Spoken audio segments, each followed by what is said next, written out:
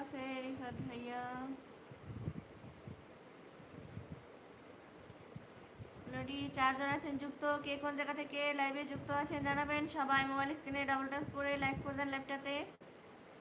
চ্যানেলে নতুন হলে অবশ্যই চ্যানেলটা সাবস্ক্রাইব করে পাশে থাকবেন।